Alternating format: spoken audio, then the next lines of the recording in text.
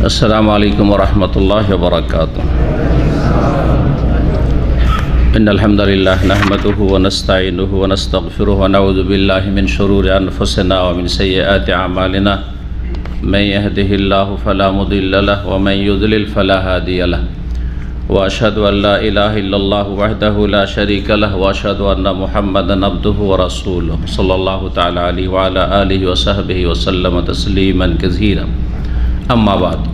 सम्मानित दीनी भातृमंडলী, আল্লাহ রাব্বুল আলামিনের প্রশংসা এবং প্রিয় নবী সাল্লাল্লাহু আলাইহি সাল্লামের উপর সালাত ও সালামের পর আজ জুমাবার 18ই জিলকাদা 1443 হিজরি মোতাবেক 17 জুন 2022 আমাদের ধারাবাহিক আলোচনা সহিহুল বুখারীর সালাতের পর্ব। আজকে পর্ব নম্বর 16। ইমাম বুখারী রাহিমাহুল্লাহর অধ্যায় নম্বর হচ্ছে 62। বলছেন বাবু বুনিয়ানিল মসজিদ। ইমাম বুখারী রাহিমাহুল্লাহ বলছেন এই অধ্যায় হচ্ছে মসজিদের নির্মাণ সম্পর্কে, মসজিদ বানানোর সম্পর্ক সালাতের সাথে। কারণ সালাতুল জামাত সহকারে সালাত আদায় করা মুসলিমদের জন্য, মুসলিম পুরুষদের জন্য ফরজ, আর এই ফরজ আদায় করতে হবে জামাত সহকারে মসজিদে। সুতরাং মসজিদ সালাতের একটা গুরুত্বপূর্ণ অংশ, বরং প্রথম সালাতের জন্য মসজিদের ব্যবস্থা করতে হবে। এই জন্য সালাতের অধ্যায়ে মসজিদের আলোচনা নিয়ে এসেছেন। বাবু বুনিয়ানিল মসজিদ, এই অধ্যায় হচ্ছে মসজিদ নির্মাণ সম্পর্কে। ওয়াকাল আবু সাঈদিন, ইমাম সাহাবী, প্রখ্যাত সাহাবী আবু সাঈদ খুদরি রাদিয়াল্লাহু তাআলা আনহু বলছেন, কানা সাকফুল মসজিদে মিন জারিদিন নাখলি। নবী সাল্লাল্লাহু আলাইহি ওয়াসাল্লাম মসজিদ নববী সম্পর্কে বলছেন যে মসজিদ নববীর ছাদ ছিল খেজুরের ডালের। জারিদিন নাখল খেজুরের গাছ, আর জারিদ ডালপালাকে বলা হয়। ও আমারা ওমারও বেবেনা ইল মসজিদে, ওমর রাদিয়াল্লাহু তাআলা মসজিদ পুনর্নির্মাণের নির্দেশ দিলেন। রাসূলুল্লাহ সাল্লাল্লাহু আলাইহি ওয়াসাল্লাম প্রথম মসজিদ নির্মাণ করেন মসজিদ নববীর, আর তারপরে আবু বকর সিদ্দিক রাদিয়াল্লাহু তাআলা আনহু তাতে তেমন কিছু বেশি করেননি। আর তারপর ওমর রাদিয়াল্লাহু তাআলা আনহু পুনর্নির্মাণ করেন, আর তারপরে ওসমান রাদিয়াল্লাহু তাআলা আনহু। এই খোলাফায়ে রাশিদিনের জামানায় ইনশাআল্লাহ তাআলা হাদিসগুলি বা আসারগুলি শেষ করার পরে সম্পর্কে সংক্ষিপ্ত কিছু আলোচনা করব, যাতে একটা ধারণা আপনাদের থাকে মসজিদে নববীর প্রথম ইতিহাস সম্পর্কে। পুরোপুরি ইতিহাস বললে আজকে একটিও হাদিস পড়া হবে না। আজ পর্যন্ত মসজিদে নববীর যে যুগে যুগে পুনর্নির্মাণ হয়েছে এবং তাতে সংযোজন করা হয়েছে অথবা প্রশস্ত করা হয়েছে, সেসব একটি ইতিহাস। এর ওপর দুটো কিতাব রয়েছে, একটি মক্কার ইতিহাস আর একটি মদিনার ইতিহাস, বাংলায় আরবি থেকে অনুবাদ হয়েছে। সেগুলিতে আপনারা যারা অতিরিক্ত জানতে চান জানতে পারবেন ইনশাআল্লাহ। তবে সংক্ষেপে জেনে নয় যথেষ্ট, এত জরুরি বিষয় নয় যে ইতিহাসগুলি জানতেই হবে। ওমর রাদিয়াল্লাহু মসজিদের পুনর্নির্মাণ নির্দেশ দিলেন। অকালা, আর বললেন যে আমার উদ্দেশ্য কি, আকেন্নান নাসা মিনাল মাতার, বৃষ্টি থেকে জনগণকে, মুসল্লিদেরকে রক্ষা করো বা রক্ষার ব্যবস্থা করো। আকান্না ইউকিন্ন মানে হচ্ছে ঢেকে নেওয়া, তো ঢাকার ব্যবস্থা করা, যাতে করে বর্ষা বৃষ্টির সময় মানুষ সালাত আদায় করতে এসে মসজিদ নববীতে ভিজে না যায়। তবে সতর্ক সাবধান, একটু সচ্ছলতা এসেছে, পয়সা এসেছে, মানুষ পয়সা আসলেই ঘরবাড়ি যেমন সুন্দর করে, আর ইমানি জজবাতে ইমানি অনুরাগে মসজিদকেও ওই রকম সুন্দর করার চেষ্টা করে। বরং অনেকে এই ক্ষেত্রে সীমা লঙ্ঘন করেছে, বাড়াবাড়ি করেছে মসজিদকে সুন্দর করতে গিয়ে। যেমন নিজের বাড়িঘর, ভোগবিলাসী বাড়িঘর তৈরি করতে গিয়ে মানুষকেই সীমা লঙ্ঘন করেছে, এবং জরুরি ক্ষেত্রে একটি পয়সা খরচ করার তৌফিক হয় না, কিন্তু নিজের বাড়ির জন্য কোটি কোটি টাকা খরচ করছে। এসব কোনো ভালো মানুষের পরিচয় নয়। তো সতর্ক সাবধান করছেন মসজিদ তৈরির ক্ষেত্রে। ওয়া ইয়াকা আন তুহাম্মিরা ওয়া আও তুসাফফিরা, আর সতর্ক সাবধান থাকবে মসজিদকে লাল অথবা হলুদ করা থেকে, লাল অথবা হলুদ করে সুসজ্জিত করা থেকে। তাহলে মসজিদকে রঙিন করা, মসজিদকে আপনার নকশা খচিত করা, এসব আপত্তিকর, অপছন্দনীয়। জি, কারণ তাতে কি হবে, ফাতাফতেনান নাস, লোকজন ফিতনায় নিমজ্জিত হবে, ফিতনায় পড়ে যাবে। এই ফিতনা কি? এই ফিতনার দিকে ইঙ্গিত করে পরে আরেকটি আসার নিয়ে এসেছেন আনাস বিন মালিক রাদিয়াল্লাহু তাআলা আনহু থেকে এবং বুখারী রাহিমাহুল্লাহ। এছাড়াও আরও ফিতনা রয়েছে। এক ফিতনা হচ্ছে খুশু হারিয়ে যাওয়া, সালাতে মনোযোগী না থাকা। কারণ যখন মসজিদ এত চাকচিক্য থাকবে তখন ওই দিকে অনিচ্ছাকৃত তাকাতে থাকবে, অনিচ্ছাকৃত তাকাতে থাকবে। আপনারা যারা পুরাতন হয়তো তারা দেখেছেন, আমার মনে হয় কেউ 20-25 বছরের বেশি সৌদি আরবের নাই এখানে যারা আছেন, তাই না? তাইলে হয়তো আপনারা দেখেননি। হ্যাঁ, যারা 30 বছর 35 বছর আগে থেকে আছেন তারা মসজিদে নববী যদি ওই সময়টাতে দেখে থাকেন তাহলে মসজিদে নববীর রং এইরকম ছিল না। পুরাতন যেটি মসজিদে নববী সেটার রং কোন রং ছিল জানেন? কেউ বলতে পারেন? কেউ জানেন? জি, একেবারে লাল, রক্তের চাইতে বেশি লাল রং ছিল। পিলারগুলি যে পিলার, জি, লাল, একবার রক্তের চাইতে গাঢ় লাল ছিল। প্রথম যখন আমরা 1989 আসলাম, 1409 হিজরি, মদিনা ইউনিভার্সিটিতে প্রথম মসজিদে ঢুকে সালাত আদায় করে অনিচ্ছাকৃত নজরের দিকে চলে যায়। নজর কেড়ে নেই, স্বাভাবিক মানুষ যখন এমন কিছু দেখে যা অসাধারণ তখন অনিচ্ছাকৃত ওইদিকে নজর যায়। নজরকে আপনি ধরে রাখতে পারবেন না, নজরকে ধরে রাখতে পারবেন। মানুষের প্রকৃতি হচ্ছে ভালো দৃশ্যের দিকে, যেটা দেখতে চোখকে খুব সুন্দর লাগে, মজা লাগে, সেটাতে অনিচ্ছাকৃত নজর যায়, অনিচ্ছাকৃত নজর যায়। আর সেই দিকে যত বেশি আকর্ষণ হবে তত বেশি নজর কাড়বে অনিচ্ছাকৃত। এই জন্য অনেক ভালো মানুষরাকে দেখবেন, একটা মেয়ে বা মহিলা যদি সুন্দরী হয়, যত সুন্দরী হবে আর যত খোলা থাকবে অনিচ্ছাকৃত ওই দিকে নজর কেড়ে নেবে। কিন্তু আপনার তাকওয়া যদি থাকে সাথে সাথে নজরটা নিচে নেমে যাবে, অবনমিত হবে। আর যদি না থাকে তো ওইটা কি হবে, ইস্তিরসাল, দৌড়াতে থাকবে। যত দূর পর্যন্ত নজর যাচ্ছে ওই দিক থেকে জানতে পেরেছে ওইদিকে একটা সুন্দরী মহিলা আসছে, ওই দিকে তাকাইতে তাকাইতে ও গেল, তাকাচ্ছে, ও ঘুরতে আছে, অটোমেটিকলি ঘুরতে আছে। ও বুঝছে না যে আমি কতগুলি গুনাহ করলাম ওখান থেকে। আর এটা সাগিরা থাকে না, তখন সাগিরা কখন থাকে? অথবা অনুমতি আছে, অনিচ্ছাকৃত প্রথম নজর পড়ে গেল, নজরা উলা। নবী সাল্লাল্লাহু আলাইহি ওয়াসাল্লাম আলী রাদিয়াল্লাহু তাআলা আনহু বলেছেন, লা তুতবি নাযরাতান নাযরা, নজর উপর নজর দিও না, নজর উপর নজর নিক্ষেপ করিও না। হঠাৎ করে নজর পড়েছে অনিচ্ছাকৃত, রাস্তায় যাচ্ছেন, সামনে হঠাৎ করে একজন মহিলা, অথবা বাড়িতে কোনো মেহমান এসছে আর ভাবছেন যে রুমের ভিতরে আছে আর আপনি আপনার রুমে যাচ্ছেন, আর হঠাৎ করে দরজা খুলে বেরিয়ে চলে এসে, অথবা কোনো বাচ্চা দরজা খুলে দিয়েছে, নজরে চলে এসছে, সাথে সাথে নজর ফিরিয়ে নেন, এতে কোনো গুনাহ নেই। ফাইন্নালাকাল উলা, তোমার জন্য প্রথমটার অনুমতি রয়েছে, কিন্তু প্রথমটা আবার যদি যখন দেখেছি তার নজর নামাবো না, চলবে? এইটা একটাই আমার, একটা দিয়ে সারবো, চলবে নাকি? এই নজরা বলা মানে আকস্মিক, যেটা হঠাৎ করে নজর পড়েছে, অনিচ্ছাকৃত যেটা নজর পড়েছে, দৃষ্টিপাত হয়েছে, সাথে সাথে কি করতে হবে? কুল্লিল মুমিনিনা ইয়াগুযু মিন আবসারিহিম, সূরা নূরে আল্লাহ বলছে মুমিন পুরুষদেরকে বলো যে তার দৃষ্টি যেন নামিয়ে দেয়, নিচে রাখে। ওয়াকুল্লিল মুমিনাতি, আর মুমিন নারীদেরকেও বলো তারা যেন দৃষ্টি নামিয়ে রাখে, কারণ তারও আকর্ষণ আছে। যেমন পুরুষদের মহিলার উপর আকর্ষণ আছে, মেয়েদের আকর্ষণ আছে, মেয়েদের পুরুষদের উপর আকর্ষণ আছে। তো যে কোনো জিনিস মানুষের এটা প্রকৃতি বলছিলাম, যাক কথা ওইদিকে না নিয়ে গিয়ে আসল বিষয়ের দিকে আসি। ফিতনা হচ্ছে খুশু হারিয়ে যাবে সালাতে। আর সালাত কি আদায় করবেন, শুধু পড়ছেন, দোয়া সূরা পড়ছেন, কিন্তু শুধু তাকাইতে আছেন, এত চমৎকার, এত চমৎকার, এত সুন্দর, খুশু শেষ। এটা একটা ফিতনা। সালাত সবচেয়ে বড় ফিতনা হচ্ছে ধর্মীয় ফিতনা, দ্বীনি ফিতনা। আর সবচেয়ে গুরুত্বপূর্ণ ইবাদত মুসলিম জীবনে হচ্ছে 5 ওয়াক্ত সালাত। সালাতে যদি মানুষ ফিতনায় পড়ে যায়, খুশু না হয়, শুধু তাকাইতেই থাকে, কি হলো সালাতে? রূহ বেরিয়ে গেল। খুশু হচ্ছে রূহ, আত্মা, শরীরের চাইতে অনেক বেশি গুরুত্বপূর্ণ, বরং আসল হচ্ছে আত্মা। এটা খোল মাত্র, কভার, কোনো মূল্য নেই। এখন রূহ বেরিয়ে যায়, হ্যাঁ মৃত, তাড়াতাড়ি একে দাফন করো, দাফন করো, মাটির ওপরে থাকার আর অধিকার নেই এর।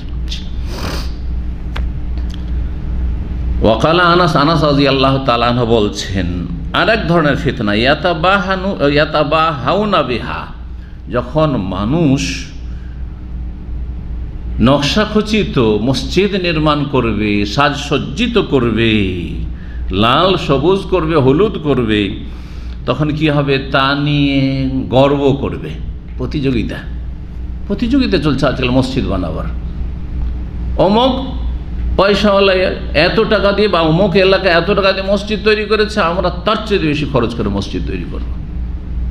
মিলিয়ন মিলিয়ন বিলিয়ন খরচ করছে মানুষ মসজিদে। এতে বাহানা বেহা, ফখর করবে, গৌরব করবে। জি, যেটা ফিতনা, মানুষের মধ্যে গর্ব আসা ফিতনা। সুম্মাল্লায়ামুরুনাহা, যখন শুধু মসজিদের বিল্ডিং নিয়ে, দেয়াল আর ছাদ নিয়ে, বিল্ডিং নিয়ে গর্ব করবে, তখন তা আবাদ করবে না, আসল উদ্দেশ্য মসজিদে থাকবে না। ইল্লা কালিলা, অল্প কিছু মানুষ। আর তাই হয়েছে কিয়ামতের লক্ষণ। মাসাজিদুহুম আমেরা, মসজিদ তো খুব একেবারে প্যালেসের মতো হবে, আর কত সাজসজ্জিত হবে। ওয়া খারাবুম মিনাল হুদা, কিন্তু তাতে হেদায়েতের বিরান, হেদায়েতের ক্ষেত্রে মসজিদ বিরান।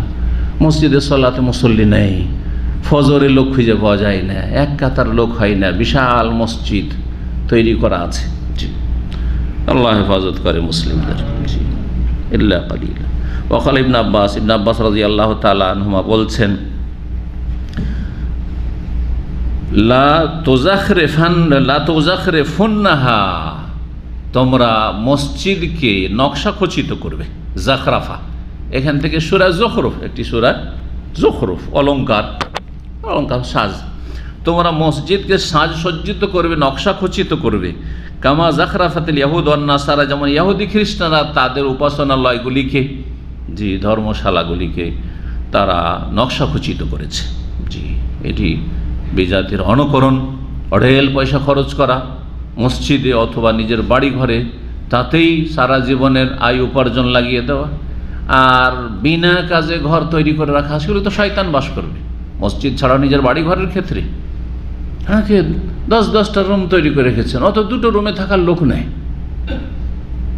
যেই কয়টা রুম থাকার জন্য প্রয়োজন রয়েছে, অতিরিক্ত কোরআন হাদিস দ্বারা প্রমাণিত যে এক মেহমান আসলে তার জন্য একটা রুম লাগবে, একটা রুম তৈরি করবে। এমনি 2-4-5টা রুম খালি পড়ে আছে, মাস কেউ বাস করে না, তাহলে সেগুলোতে কে বাস করছে? অবশ্যই কেউ বাস করছে, তা হচ্ছে জিন শয়তান। আর যার ফলে দীর্ঘ সময় পরে কখনো বাড়িতে যাচ্ছেন ছেলে মেয়ে, তখন অসুস্থ হয়ে যাচ্ছেন, তখন বালা মুসিবত চারিদিক থেকে ঘিরে ফেলছে, শয়তান পেরেশান করছে, তোদেরকে থাকতে দেবো না, কারণ আমাদের দখলে চলে এসছে। আর জিকির আজকার তো নেই, ইবাদত বন্দেগী তো নেই, সালাত তো নেই। হ্যাঁ, আর পাপ, বাড়িতে পাপে ভরা, বিভিন্ন পাপ হচ্ছে, ছবির পাপ রয়েছে, তো সেখানে গান বাজনার পাপ রয়েছে, শিরক বেদাতের পাপ রয়েছে, কত রকমের পাপ রয়েছে, যার ফলে শয়তান সেখানে বাসা বেঁধে ফেলছে।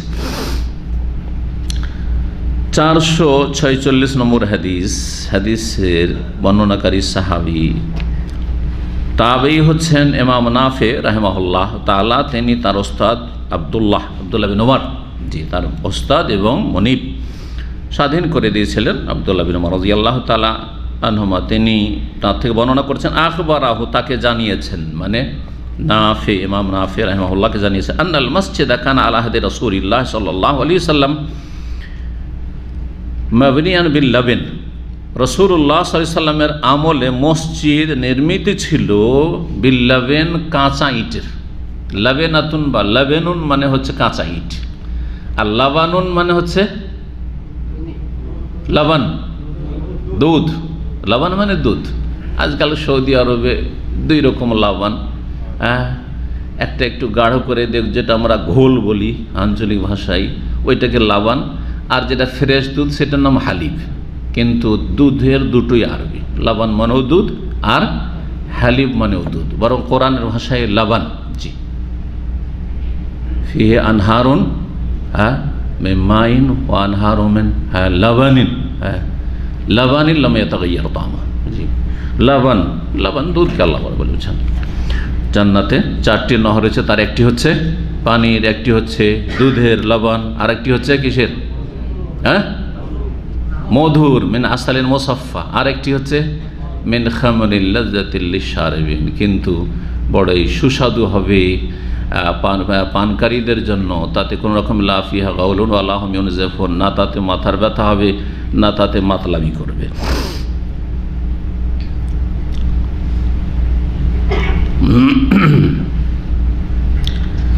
তো বলছেন যে রাসূলুল্লাহ সাল্লাল্লাহু আলাইহি ওয়াসাল্লামের আমলে মসজিদ নববীর যে দেয়াল ছিল তা কিসের ছিল, বিল্লাবেন কাঁচা ইটের, মানে পোড়া ইট ছিল না, পোড়া ইট ছিল না।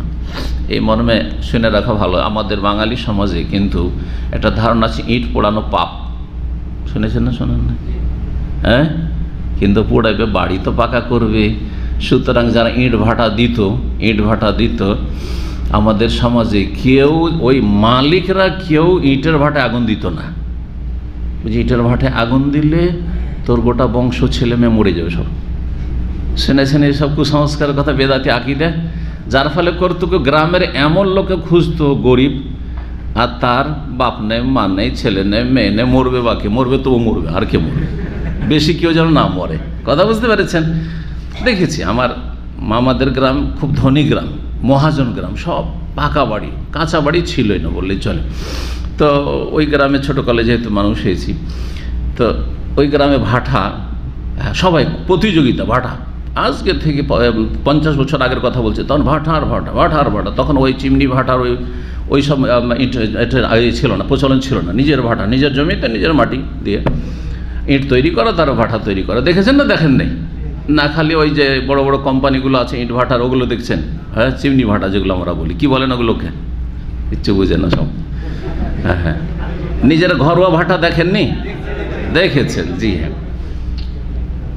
জেনে রাখা ভালো যে আমি একবার প্রথম যখন কাঁচা থেকে পাকা বাড়ি শুরু করব মদিনা থেকে যাওয়ার পরে, তখন আমার জমিতেও আলহামদুলিল্লাহ আমার আব্বার জমিতে একটা ইটের ভাটা দিয়েছিলাম। তো গোটা গ্রামেতে এই ধারণা যে ইটের ভাটাতে আগুন দেওয়ার জন্য কী করতে হবে, মিস্ত্রিরা বলে যে কাকে খোঁজ করবেন, তার মানে এমন একটা লোক খোঁজ করে যার কেউ না থাকে, আত্মীয় স্বজন, মরবে সে মরুক, আপনারা দিতে পারবেন না। তা আমি বললাম যে আমি দেবো মিস্ত্রিদের। মিস্ত্রিরা অবাক হয়ে হাসছে, না না না, আপনি আগুন দিয়ে না, আমি অবশ্যই আগুন দেবো, যাতে করে তোমাদের এই গুমরাহিটা দূর হয়। আচ্ছা, আলহামদুলিল্লাহ আমি নিজের ভাটায় নিজে আগুন দিয়েছিলাম।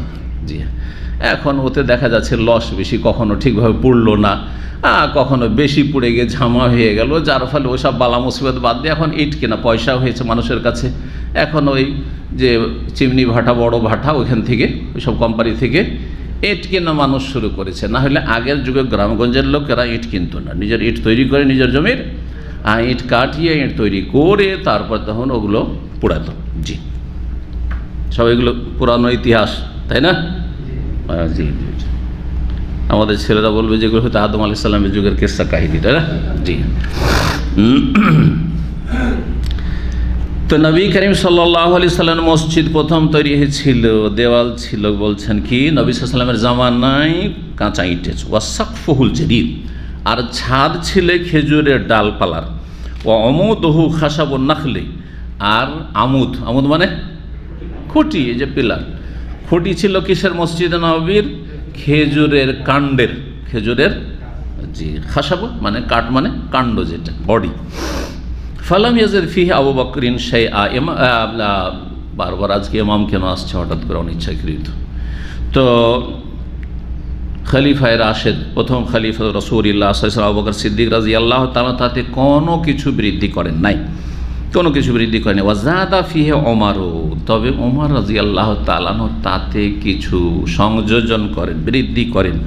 ওয়া বানাহু আলা বুনিয়ানিহি ফি আহদি রাসূলিল্লাহ সাল্লাল্লাহু আলাইহি ওয়াসাল্লাম, তবে সেটা পুনর্নির্মাণ করলেন ওমর রাদিয়াল্লাহু তাআলা আনহু নবী সাল্লাল্লাহু আলাইহি ওয়াসাল্লামের বুনিয়াদের ওপরেই, যা ছিল ফি আহদি রাসূলিল্লাহ, রাসূলুল্লাহ সাল্লাল্লাহু আলাইহি ওয়াসাল্লামের আমলে, বিল্লাবেনে, তাতে বাড়িয়েছিলেন, সম্প্রসারিত কিছুটা করেছিলেন, তাওসিয়া যেটাকে বলা হয়, কিন্তু বানিয়েছিলেন ওই কাঁচা ইট দিয়ে, কাঁচা ইট দিয়ে, যেমন ছিল নবী সাল্লাল্লাহু আলাইহি ওয়াসাল্লামের জামানায়। এই কথা বলার উদ্দেশ্য এই নয় যে ওমর রাদিয়াল্লাহু তাআলা অতটাই রেখেছিলেন যতটা ছিল নবী সাল্লাল্লাহু আলাইহি ওয়াসাল্লামের জামানায়, একটু বড় করেছিলেন।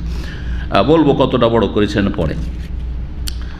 ওমর রাদিয়াল্লাহু তাতে ওয়াজাদা ফিহে, যেহেতু তাতে অতিরিক্ত করেছেন মানে প্রশস্ত করেছিলেন।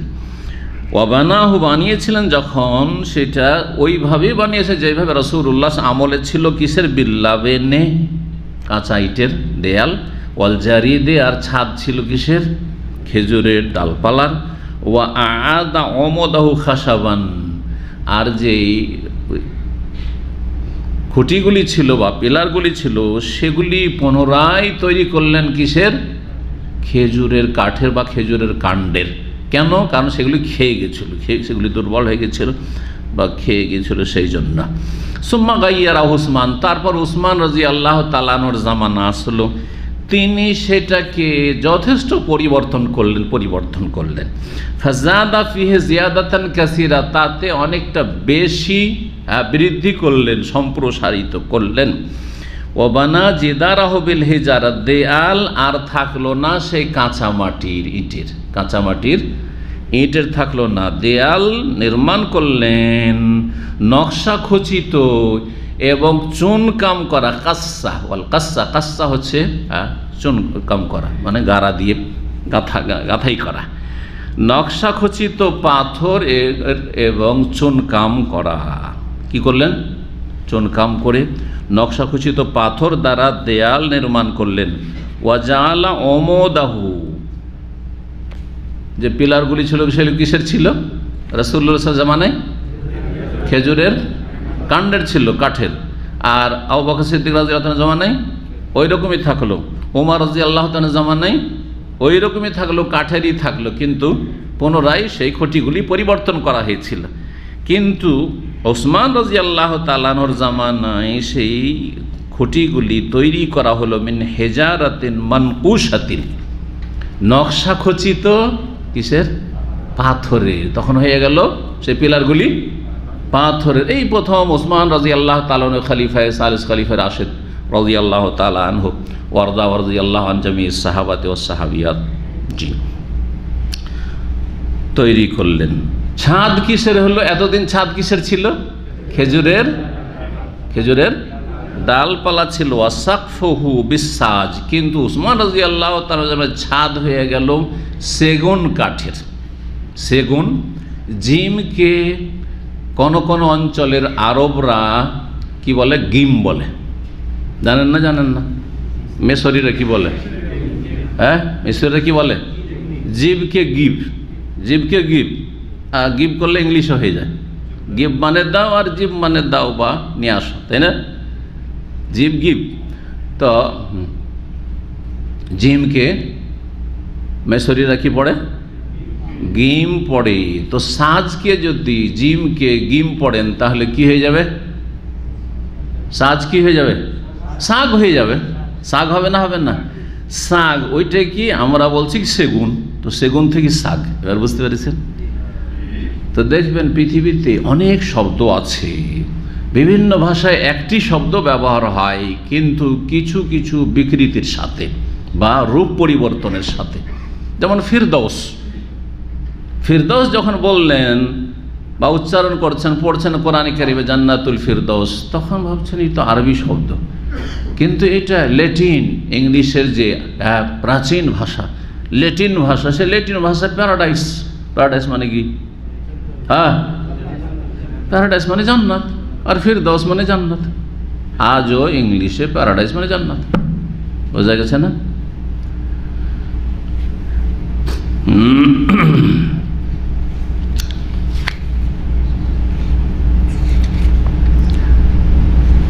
বাবু তাউন ফি বিনাইল মসজিদে, মসজিদের এগুলো সেরে নি, আর তারপরে তখন মসজিদ নবী করিম সাল্লাল্লাহু আলাইহি সাল্লামের সাহাবা কেরাম খোলাফা রাশেদিনরা যে কিছু বাড়িয়েছিলেন, কতটা সে সম্পর্কে ইনশাআল্লাহ একটা ধারণা আপনাদের দেব।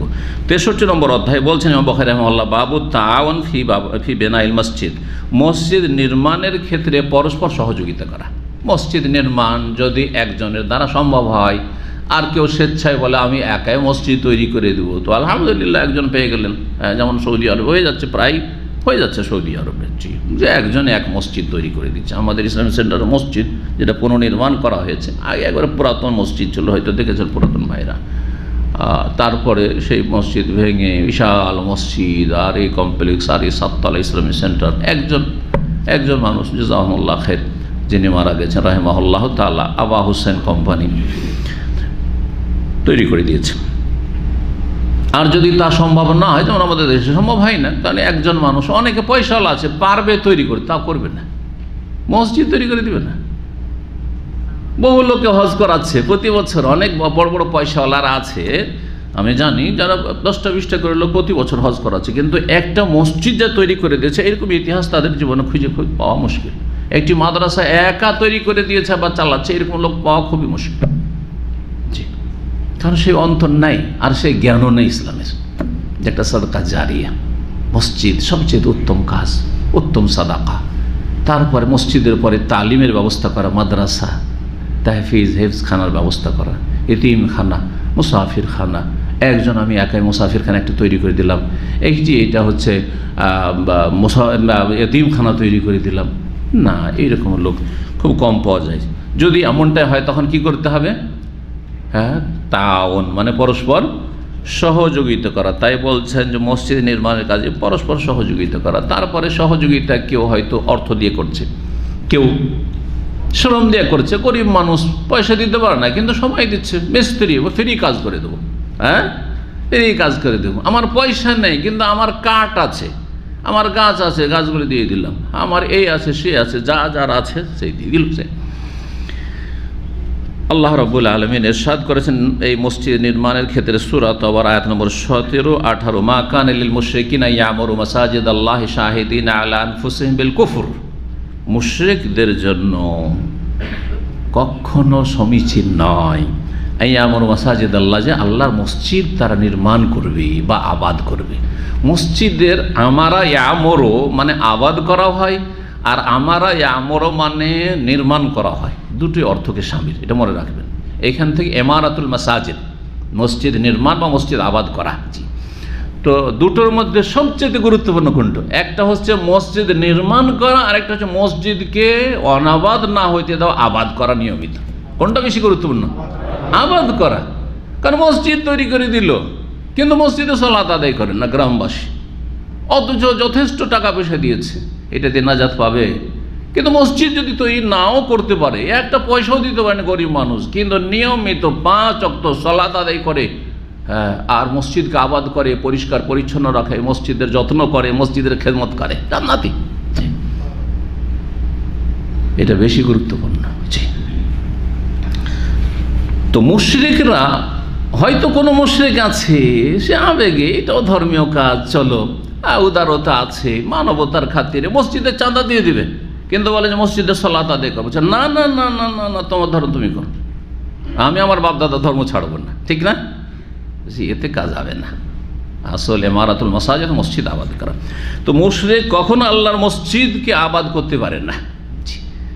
আর মুশরিকের অধিকাংশই হচ্ছে যে আল্লাহ রাব্বুল আলামিনের মসজিদ নির্মাণও করতে পারে না, অথচ কুফরের অবস্থা আছে, তার দ্বারা কি ইসলামের কাজ হইতে পারে? যদি সাময়িক অল্প কিছু লোক আছে, প্রকৃতি ভালো করে হয়তো আর্থিক দিক থেকে, তো সেই ক্ষেত্রে আসল আবাদ সেটি হলো না। এইরকমই যারা শিরকি আকিদার লোক মুসলিম সমাজের, যারা মাজারপন্থী, বেরেলভি, শিরক বিদাত করে, কবর মাজার পূজা করে, আটরসি, মাইজ ভান্ডারি, আর এইসব যতগুলি মাজারপন্থী রয়েছে, সুফিরা, এদের মসজিদ তৈরি করে লাভটা কি? কিছুই লাভ হবে না। কারণ এই মুশরিক মসজিদ আল্লাহর আবাদ করলো না, কারণ শাহিদিন আলা আনফুস বিল কুফর, রাত দিন কুফরি করছে। কিন্তু মসজিদ তৈরি করেছে আল্লাহর ইবাদতের জন্য, ওইদিকে ইয়া গাউস মাদাদ, ইয়া আলী মাদাদ, ইয়া হোসেন মাদাদ, ইয়া কি বলে শাহজালাল মাদাদ, এই করছে। কি লাভ? কিছুই না, বরবাদ করে দিল। তো বলছেন যে মুশরিকদের জন্য এটা মোটেই সমীচীন নয় যে ইয়ামুর মাসাজিদ আল্লাহ, মসজিদ আবাদ করবে তারা বা মসজিদ নির্মাণ করবে শাহিদিন আলা আনফুস বিল কুফর, অথচ তারা কুফরির, নিজেদের ওপর কুফরির সাক্ষ্য প্রদান করছে, তাওহীদের সাক্ষ্য দিচ্ছে না, লা ইলাহা ইল্লাল্লাহ সাক্ষ্য প্রদান করছে না। উলাইকা হাবিতাত আমালুহুম, যারা শিরক কুফরি অবস্থায় দুনিয়া থেকে চলে গেল, তাদের আমলগুলি বিনষ্ট হয়ে যায়, ধ্বংস হয়ে যায়। অফিল নারিহুম খালেদুন, সুতরাং জাহান্নামে চিরস্থায়ী হবে। মসজিদ নির্মাণ করেও জাহান্নামী হবে, চিরস্থায়ী জাহান্নামী। শিরক কুফরির অবস্থা, বড় শিরকের অবস্থা যদি চলে যায়, কুফরির অবস্থা পড়ে। নাস্তিক, পয়সা আছে, যাও তোমরা নেতা, জনগণের ভোট নিতে হবে, যাও মসজিদ তৈরি করো, যত টাকা লাগে আমি দেবো, হেরে জান্নাত পাবে? কখনো জান্নাত পাবে না। হবে তা আমল বরবাদ হয়ে গেছে। অফিন নারিহুম খালেদুন, জাহান্নামে চিরকাল থাকবে। ইন্নামা ইয়ামুরু মাসাজিদ আল্লাহ, তাহলে আসল মসজিদ আবাদকারী কারা?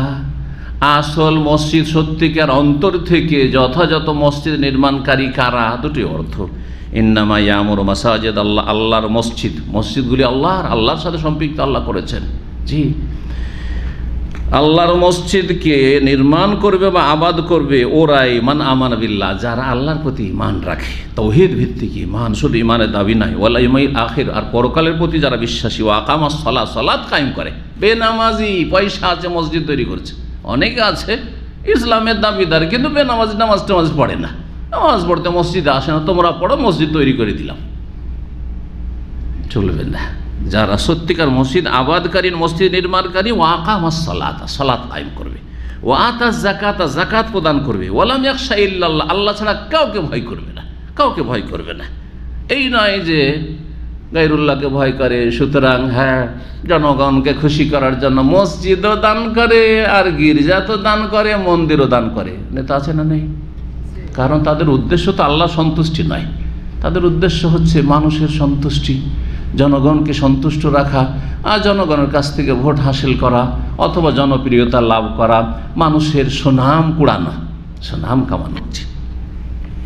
ওয়ালাম ইয়াখশা ইল্লাল্লাহ, আল্লাহ ছাড়া কাউকে যারা ভয় করে না, ফাসা উলাইকা ইয়াকুনু মিনাল মুহতাদিন, তাহলে নিশ্চিত, এখানে যেহেতু সন্দেহ নেই, সে নিশ্চিত, সম্ভবত নয়, আশা মানে সম্ভবত হয়। তো ক্ষেত্র বিশেষে কোরআনে কারিমে আপনাকে অনুবাদ করতে হবে। সুতরাং নিশ্চিত উলাইকা, যে ওরাই হবে কি, ইয়াকুনু মিনাল মুহতাদিন, তার ওই যে হেদায়েত প্রাপ্ত, তারাই হচ্ছে হেদায়েত প্রাপ্ত। সূরা তওবা আয়াত নম্বর 17-18, 447 নম্বর হাদিস। প্রখ্যাত তাবি ইকরামা রাহিমাহুল্লাহ বলছেন, কাল আলী ইবনে আব্বাসিন, আব্দুল্লাহ বিন আব্বাস রাদিয়াল্লাহু তাআলা আনহু আমাকে বললেন, ওয়ালি ইবনে আলী, আর তার ছেলে আলীকে বললেন। আলী, আব্দুল্লাহ বিন আব্বাস রাদিয়াল্লাহু তাআলা আনহুমার ছেলের নাম আলী ছিল। তাকে আর কাকে? ইকরামা তাবিকে, এই দুইজনকে বললেন, ইন তালেকা ইলা আবি সাইদিন, তোমরা দুইজনে আবু সাইদ খুদরির কাছে চলে যাও, কারণ তিনি প্রবীণ সাহাবী, সিনিয়র সাহাবী, তার কাছে অনেক হাদিস রয়েছে। যাও, ফাসমা আমিন হাদিসেহি, তার কাছ থেকেও কিছু হাদিস শোনো, কারণ হতে পারে তার কাছে এমন কিছু এলেম আছে যেটা আমার কাছে নেই। এই সাহাবায়ে কেরাম আমাদের জন্য উত্তম আদর্শ। রাসূলুল্লাহ সাল্লাল্লাহু আলাইহি ওয়াসাল্লামের পরে এই উদারতা আজকালকার আলেমরা দেখাতে পারবে? হ্যাঁ, খুব কম, মানে বিরল, একবার নাদের, কালিলও নয়। যে আমার কাছ থেকে আর কি শিখলেন, যা শিখলেন, যান অমুকের কাছ থেকে শিখেন, অমুকের কাছে কিছু এলেম হাসিল করেন। হ্যাঁ, নিজের প্রশংসা নিয়ে মেতে আছে, নিজের খ্যাতি নিয়ে মেতে আছে, ব্যাস আমি করি, আর কেউ করে না, আমার কাছে সব ইলম আছে, আর কারো কাছে নেই। এই হলো ইখলাসের অবস্থা। জি, আল্লাহ রাব্বুল আলামিন মাফ করে দেন, আল্লাহ রাব্বুল আলামিন আমাদের হেফাজত করেন, ইখলাসকে ধরে রাখার আল্লাহ তৌফিক দান করেন। কি বলছেন শোনেন। অথচ ইবনে আব্বাস, জানেন ইবনে আব্বাস কত বড় সাহাবী ছিলেন? তাকে বলা হয়েছে সাহাবায়ে কেরামদের মধ্যে সবচেয়ে বড় মুফাসসির, সবচেয়ে বড় মুফাসসির। ওমর রাদিয়াল্লাহু তাআলা আনহুর খেলাফত আমলে তার সংসদ সদস্য, আজকালকার মতো না, সংসদ সদস্য মানে যারা মশওয়ারা দিবেন, পরামর্শ, উপদেষ্টা, পরামর্শের জন্য প্রবীণ যারা মুরব্বী সাহাবায়ে কেরাম ছিলেন। কিন্তু একজন মাত্র যুবক, অল্প বয়সের, 20-22 বছর, 25 বছর বয়স হয়নি, ওকেও বসাইতেন। তিনি কে ছিলেন? ইয়া আব্দুল্লাহ বিন আব্বাস। সবাই রাগ করতো মনে মনে যে এইটা কেমন কথা হলো। যারা 60 বছর 70 বছর বয়স, তাদের মাঝে একটা 20-25 বছরের ছেলে বসে থাকে আর সেও ওখানে কোনো কথা বলে, তো অনেকে এটা মাইন্ড করে, তাই না? স্বাভাবিক, আমাদের মাঝে কেন বসবে, এর চাইতে বড় বড় আমার ছেলেরা আছে। অনেকে বলে না, আরে তোর মতো আমার কয়েকটা ছেলে আছে, তোর চাইতে বড় ছেলে আছে আমার, তাই না? অহংকার একটা। তো যাই হোক, সেই অহংকার ছিল না, কিন্তু স্বাভাবিক সামাজিকতা একটা আছে, ঠিক আছে, মুরব্বীরা মুরব্বীদের সাথে বসবে, যুবকরা যুবকদের সাথে বসবে। তো সবাই একটু চিন্তা করতেন যে ইবনে আব্বাস, আব্দুল্লাহ বিন আব্বাসে কেন ওমর রাদিয়াল্লাহু তাআলা আমাদের মজলিসের উপদেষ্টাদের সাথে বসাচ্ছে। তো মাঝে মাঝে পরীক্ষা করতেন তিনি, যে তোমাদের কাছে কতটা ইলম আছে, আর ইবনে আব্বাস দেখো তার কাছে কত ইলম আছে। তাফসীর সম্পর্কে, কোরআন কারীম সম্পর্কে বিশেষ দোয়া ছিল রাসূলুল্লাহ সাল্লাল্লাহু আলাইহি ওয়াসাল্লামের। এই জন্য তিনি হাবরুল উম্মাহ, রাইসুল মুফাসসিরিন, সমস্ত তাফসীর কারদের মুফাসসিরিনদের যিনি প্রধান রাদিয়াল্লাহু তাআলা আনহু, তো আব্দুল্লাহ বিন আব্বাস রাদিয়াল্লাহু তাআলা আনহু, নবী সাল্লাল্লাহু আলাইহি ওয়াসাল্লামের চাচাতো ভাই, তাকে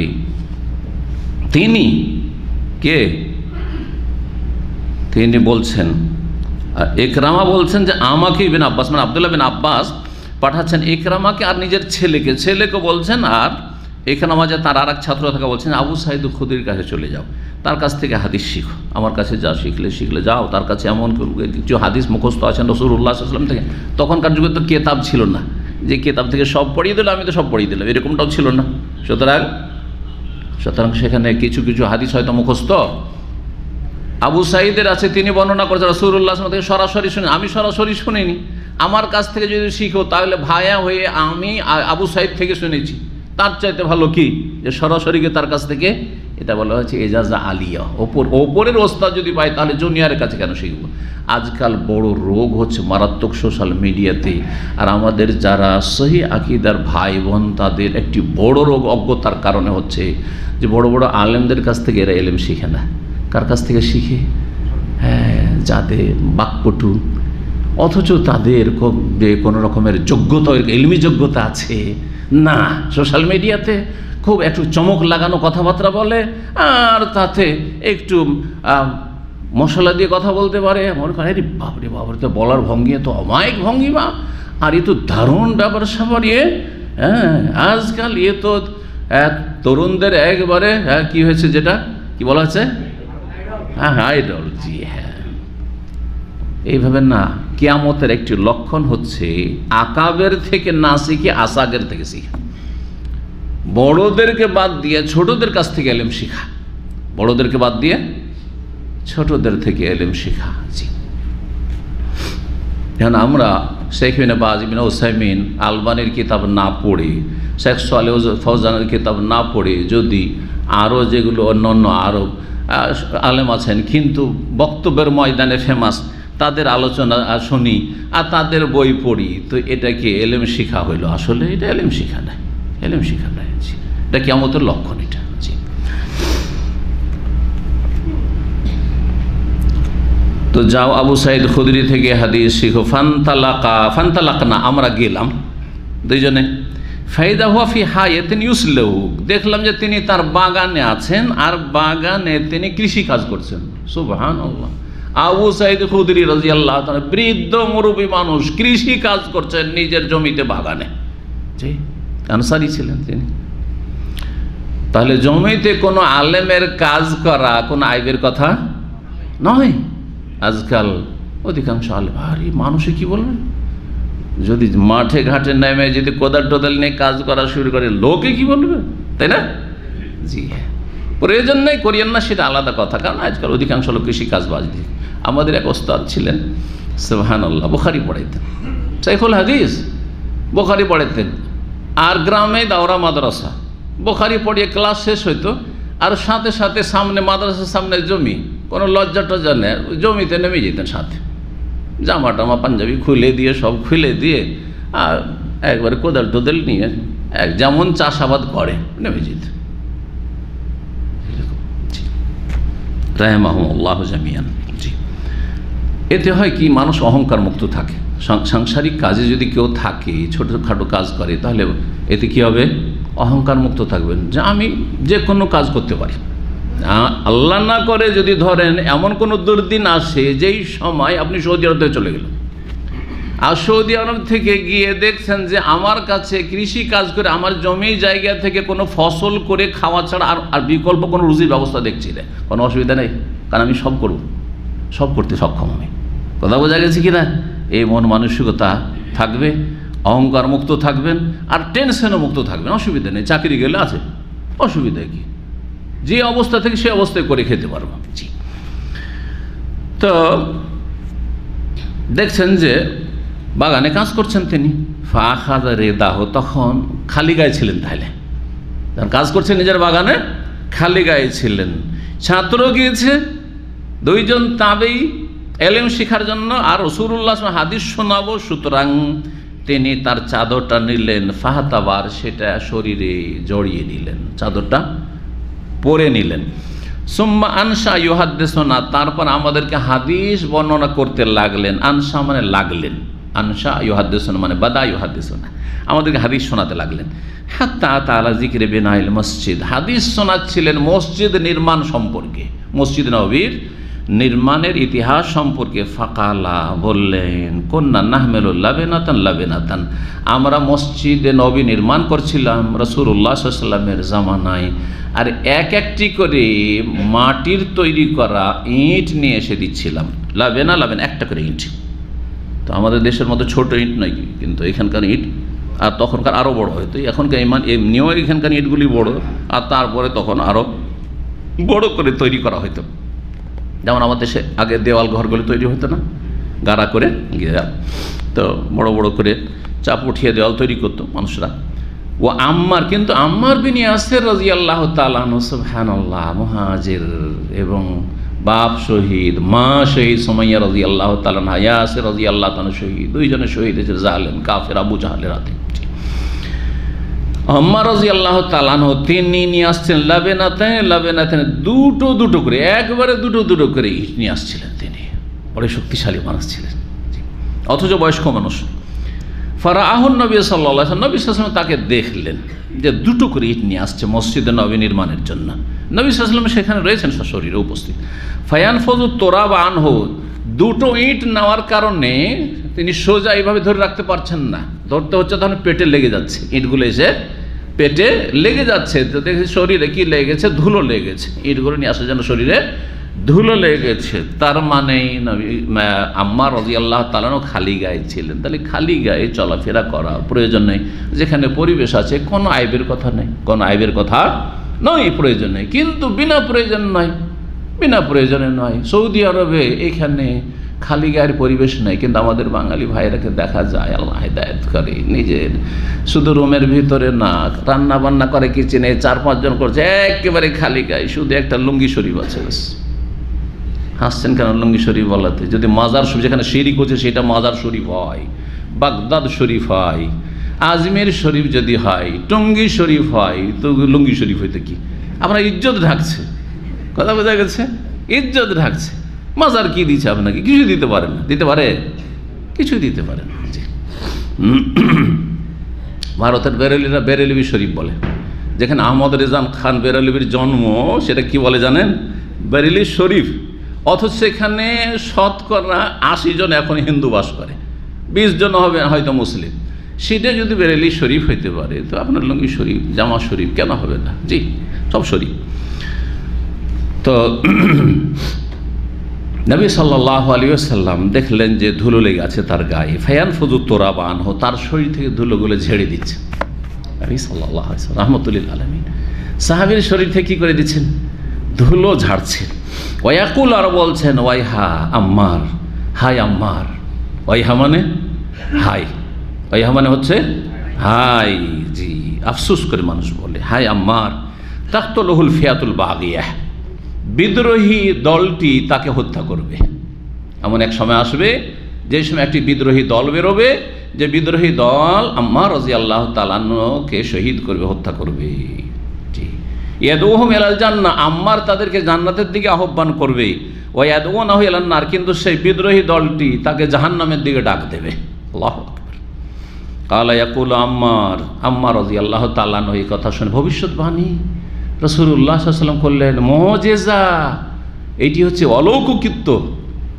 আল্লাহ জানিয়ে দিয়েছেন যে এমন একটা সময় আসবে যখন মুসলিমদের মাঝে ফিতনা হবে, আর যেই ফিতনায় জড়িয়ে যাবে, আর যার ফলে একদল বিদ্রোহের ঘোষণা করবে, আনুগত্য করবে না খলিফায়ে রাশেদের খলিফার, আর তারা নিজের যুক্তিকে প্রাধান্য দিতে যাবে, যদিও সেটি তাদের ইজতিহাদি ভুল ছিল। আমরা ঈমান ইয়াকিন রাখি যে ইজতিহাদি ভুল ছিল। আর ইজতিহাদ করে মানুষের যদি ইজতিহাদের যোগ্যতা থাকে আর ইজতিহাদ করে তারপরে যদি ভুল সিদ্ধান্তেও উপনীত হয় বা ভুল কাজ করে, ভুল ফতোয়া দিয়ে দেয়, অথচ ইলমি যোগ্যতা আছে, ভুল সিদ্ধান্ত নেই অথচ সিদ্ধান্ত নেওয়ার মতো যোগ্যতা কোনো শাসকের বা নেতার আছে, তাহলে সে গুনাহগার হবে না, কারণ ইচ্ছা করে সে অন্যায় কাজ করে, ইচ্ছা করে সে অন্যায় কাজ করেনি। এটা হচ্ছে ইজতিহাদি ভুল আর গায়রে ইজতিহাদি ভুলে পার্থক্য। গায়রে ইজতিহাদি ভুল অযোগ্য লোক, অযোগ্য লোক যতটুকু জ্ঞান নেই ততটুকু করতে যাওয়া, সেই জন্য ভুল করেছে, তাহলে সে গুনাহগার অবশ্যই। না, আপনাদের সাধারণ মানুষ যারা কোরআন ও হাদিস সরাসরি অর্থ বুঝেন না, তাফসিরও বুঝেন না, আর কিছুটা সামান্য অর্থ বুঝলেও সবগুলি হাদিস আপনার সামনেও নজরেও নেই, আয়াতও সামনেও নেই যে আপনি একটি মাসলা সম্পর্কে সিদ্ধান্ত আপনি নিতে পারবেন অথবা স্টাডি করার মতো এরকম যোগ্যতা আছে, আর ফতোয়া দেওয়া শুরু করেছে ইচ্ছা মতো স্বাধীন চেতা হয়ে ফতোয়া দিচ্ছেন আপনি, চলবে? তাহলে আপনি মুজতাহিদ না, অযোগ্য, সুতরাং আপনি গুনাহগার হবেন। ভুল হলে তো অবশ্যই গুনাহগার। এমনকি ওলামারা বলেছেন যে অযোগ্য ব্যক্তির ফতোয়া দেওয়া গুনাহের কাজ, অযোগ্য ব্যক্তির ফতোয়া দেওয়া গুনাহগার। তবে কি করবো অযোগ্য ব্যক্তি? সাধারণ জনগণ যেই ফতোয়া কোনো ভালো আলেমের কাছ থেকে শিখেছে, শুনেছে অথবা পড়েছে, সেটা যদি ঠিকভাবে সংরক্ষণ করে হুবহু বলতে পারে, নকল করবে। সে মুফতি নয়, সে নাকেলে ফতোয়া, সে নাকেলে ফতোয়া, ফতোয়া নকলকারী। ফতোয়া নকল করাই বাধা নেই, কিন্তু নকল করতে কি যেন বিকৃতি না ঘটান, ঠিকভাবে যেন সেটা আদায় করতে পারেন। জি, তো বলেন আফসুস, আক্ষেপ, আম্মার তাকতুলহুল ফিয়াতুল বাগিয়া, সেই বিদ্রোহী দলটি তাকে হত্যা করবে। ইয়াদুহুম ইলাল জান্নাহ, আম্মার তাদেরকে ডাকবে জান্নাতের দিকে। ওয়া ইয়াদুনাহু ইলান নার, কিন্তু তারা ডাকবে আম্মারকে যে না আমাদের সাথে এসো, জাহান্নামের দিকে ডাকবে। কালা ইয়াকুল আম্মার, আম্মার তখন বলেন আউযু বিল্লাহি মিনাল ফিতান, সমস্ত ফিতনা থেকে আল্লাহর কাছে আশ্রয় গ্রহণ করছি, আল্লাহর কাছে আশ্রয় গ্রহণ করছি। আউযু বিল্লাহি মিনাল ফিতান, আল্লাহুম্মা ইন্নী আউযু বিকা মিনাল ফিতানি মা যাহারা মিনহা ওয়া বাতান, এই দোয়াটি মুখস্থ করে, প্রকাশ্য হোক গোপনে হোক, অনেক সময় আশেপাশে ফিতনা আছে, বুঝি না, যাকে আমি নিজের মনে করছি সেই ফিতনা, হ্যাঁ, যাকে আমি নিজের মনে করছি বা যেটা আমার জন্য ভালোবাসছি সেটা হচ্ছে ফিতনা। কে পয়সাকে ভালোবাসেন না? সবাই পয়সাকে ভালোবাসেন, তাই না? যদি 1 লাখ টাকা দেবো, ভাই এত টাকা নেবো না, বালা মুসিবত কেউ আছে পৃথিবীতে খুঁজে পাওয়া যাবে যে আমি 1 লক্ষ না 1 কোটি রিয়াল তোমাকে দেওয়া হবে? কেউ বলেছেন না না না আমি পারবো না, সামলাইতে পারবো না, পৃথিবীতে খুঁজে পাওয়া যাবে? পাওয়া যাবে না। আরে বাপরে, আরও চাই, আরও চাই, হালমি মাজিদ। জি, এটা হচ্ছে মানুষের স্বভাব। কিন্তু অধিকাংশ মানুষের জন্য পয়সা হচ্ছে ফিতনা। নবী সাল্লাল্লাহু আলাইহি ওয়াসাল্লাম লিকুল্লি উম্মাতিন ফিতনা, প্রত্যেক উম্মতের এক এক ফিতনা রয়েছে। বনি ইসরায়েলের ফিতনা ছিল নারীর ফিতনা, আর ও ফিতনা তো উম্মতি, আমার উম্মতের ফিতনা হচ্ছে আল মাল, পয়সা। পয়সার দেখেন না কত দুর্নীতি, কত দুর্নীতি আর কত খুনের ঘটনা, সব পয়সার জন্য, অধিকাংশ পয়সার জন্য।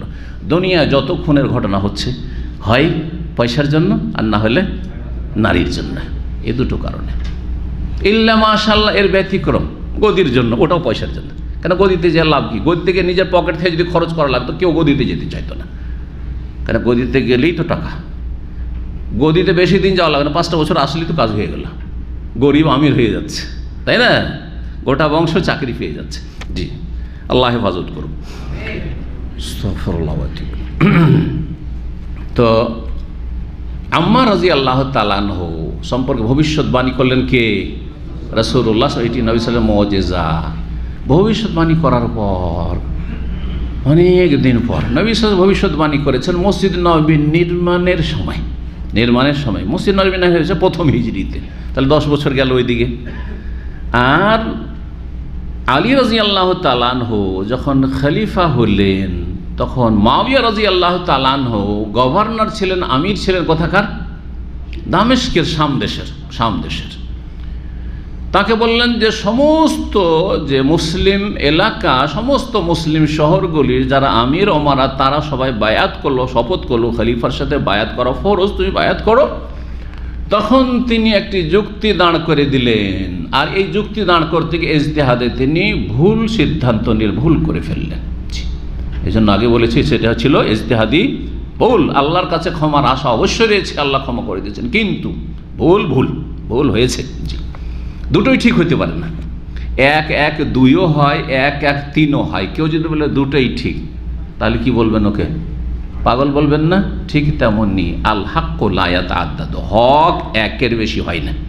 যদি এটা হক হয় তো আরেকটা কি ভুল, এটা যদি সহি হয় তো আরেকটা হচ্ছে গলত। কথা বোঝা গেছে না?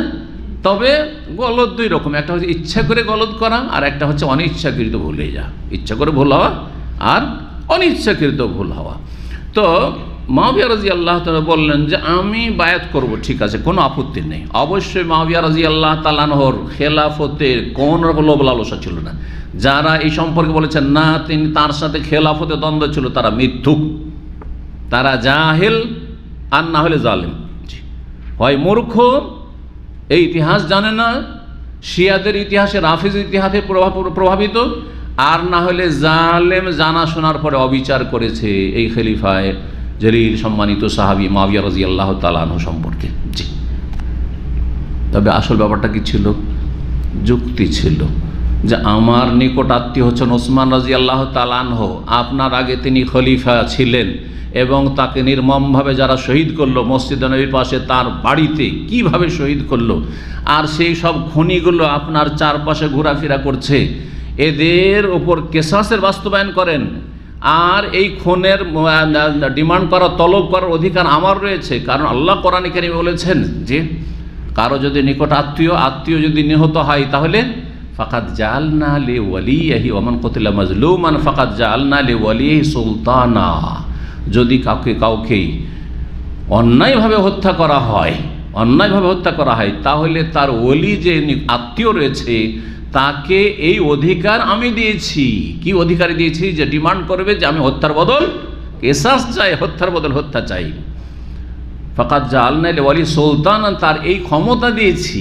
ফালা ইউসরিফ ফিল কাতল, সুতরাং হত্যা করতে গিয়ে আবার বাড়াবাড়ি না করে।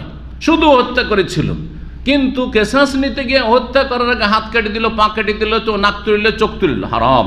জি হ্যাঁ, বাড়াবাড়ি চলবে না। হত্যা সাধারণভাবে হত্যা করেছে, সাধারণভাবে তাকে হত্যা করা হবে ইত্যাদি।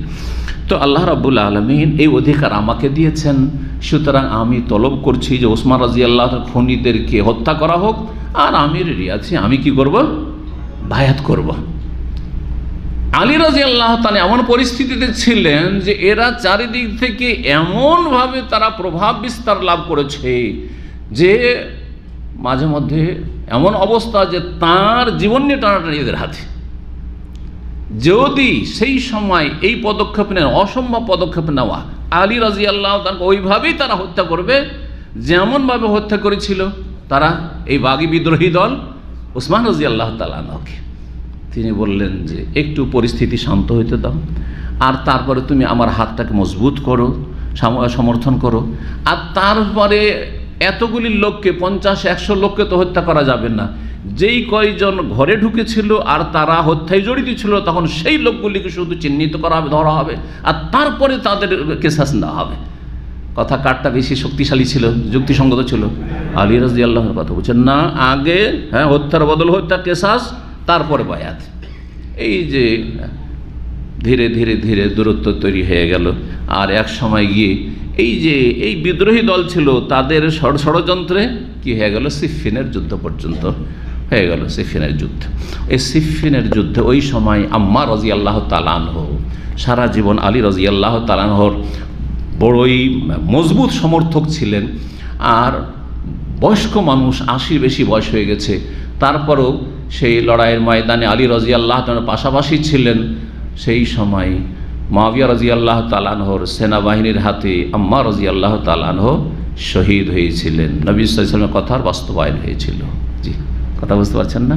জি, যেটা ছিল প্রায় 36-37 হিজরির দিকে, তার মানে 35-36 বছর পরে রাসূলুল্লাহ সাল্লাল্লাহু আলাইহি ওয়াসাল্লামের এই ভবিষ্যদ্বাণী মুজিজার বাস্তবায়ন হচ্ছে। জি,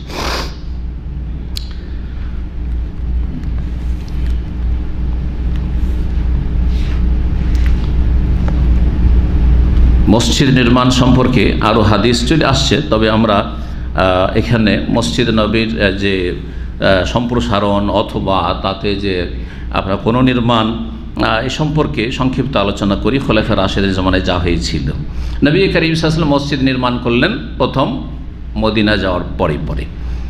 এ সম্পর্কে এর আগে শুনেছেন। প্রথম গিয়ে কি করলেন, সেই জায়গাটি খরিদ করলেন আর তারপরে সেখানে মসজিদ নির্মাণ করলেন। তারপরে দ্বাদশ হিজরিতে 12 হিজরিতে আবু বকর সিদ্দিক রাদিয়াল্লাহু তাআলা আনহু মসজিদের কিছু সংস্কার করলেন। কিছু কি করলেন? সংস্কার করলেন, বৃদ্ধি করলেন, সংস্কার করলেন। আর সেই পুরনো যে খুঁটিগুলি ছিল সেই খুঁটিগুলি পরিবর্তন করে দিলেন। ওয়ালাম ইয়াজিদ ফিহি শাইআন, কোনো কিছু বৃদ্ধি করলেন না। এটা ছিল কোন হিজরির কথা? 12 হিজরির কথা। 17 হিজরিতে ওমর রাদিয়াল্লাহু তাআলা আনহু, ওমর রাদিয়াল্লাহু তাআলা আনহু আবু বকর সিদ্দিক রাদিয়াল্লাহু মাত্র 2.25 বছর, 13 হিজরি পর্যন্ত। আর 13 হিজরি থেকে শুরু করে খেলাফত 10 বছর বেশি চলেছে ওমর রাদিয়াল্লাহু তাআলা আনহুর। ওমর রাদিয়াল্লাহু তাআলা আনহু 17 হিজরিতে তিনি পুনর্নির্মাণ করলেন। এই মর্মে সহিহ বুখারীর হাদিস আমাদের সামনে গিয়েছে। তিনি কি করেছিলেন? 17 হিজরিতে এই কাজটি শুরু করলেন, কিন্তু তাতে কিছুটা সম্প্রসারণ করলেন। আশেপাশে যে ঘরবাড়িগুলি ছিল মসজিদের আশেপাশে সেই জায়গাগুলি ক্রয় করে নিলেন, যারা বাড়িওয়ালারা ছিল তাদের কাছ থেকে কিনে নিলেন আর সেটা তাতে সামিল করে নিলেন। এই ক্ষেত্রে কতটা তিনি বাড়িয়েছিলেন? পশ্চিম দিকে তিনি 20 হাত বাড়িয়েছিলেন। পশ্চিম দিক কোন দিক? কে বলবে তাড়াতাড়ি? মসজিদ নববী থেকে পশ্চিম দিক কোন দিক? বাবুস সালাম, বাবুর রহমার দিকে। বাবুস সালাম যেখান থেকে সালাম করার জন্য ঢুকছেন, জি হ্যাঁ। তো পশ্চিম দিকে বাড়িয়েছিলেন কয় হাত? 20 হাত। দক্ষিণ দিকে অর্থাৎ কোন দিকে? কেবলার দিকে। দক্ষিণ দিক মানে কেবলার দিকে বাড়িয়েছিলেন 10 হাত, জি হ্যাঁ। আর উত্তর দিকে বাড়িয়েছিলেন, দক্ষিণের পরে উত্তর দিকে বাড়িয়েছিলেন সালাসিনা জিরাআন, কত? 30 হাত। 30 হাত মানে পেছন দিকে, তাহলে মুসল্লিরা যখন দাঁড়াবে তখন পেছন দিকে উত্তর দিকে বাড়িয়েছিলেন 30 হাত। তাহলে হয়ে গেল মসজিদের দৈর্ঘ্য 70 মিটার, 140 হাত অর্থাৎ 70 মিটার। উত্তর থেকে দক্ষিণ হয়ে গেছিল 120 হাত মানে 60 মিটার।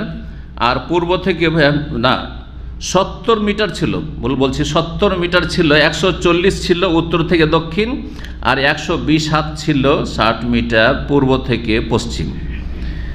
আর বাকি থাকে একটা দিক শুধু। তাহলে কি করেছিলেন তিনি? ওমর রাদিয়াল্লাহু তাআলা আনহু কিবলার দিকে একটু বাড়িয়েছিলেন, কয় হাত? 10 হাত বললাম। বাবুস সালামের দিকে কতটা বাড়িয়েছিল? উত্তর দিকে 20 হাত বাড়িয়েছিলেন। আর 30 হাত বাড়িয়েছিলেন কোন দিকে? উত্তর দিকে অর্থাৎ মুসল্লিদের পেছন দিকে। একটা দিক বাকি থাকলো, সেটা হচ্ছে নবী সাল্লাল্লাহু আলাইহি ওয়াসাল্লামের যে কবর রয়েছে বা মা আয়েশা রাদিয়াল্লাহু আনহা যে হুজরা আছে ওই দিকে।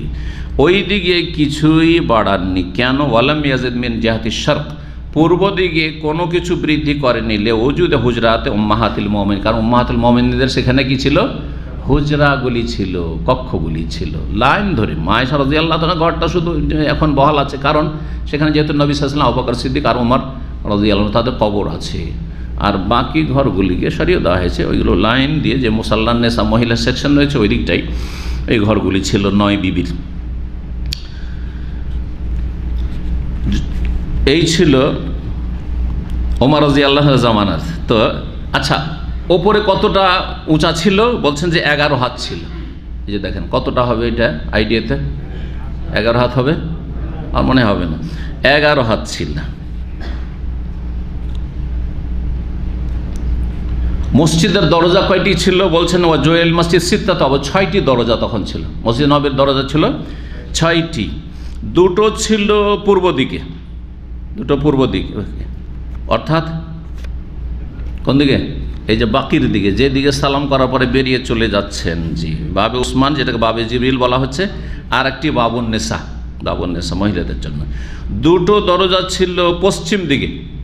পশ্চিম দিক কোন দিক? বাবুস সালামের দিক।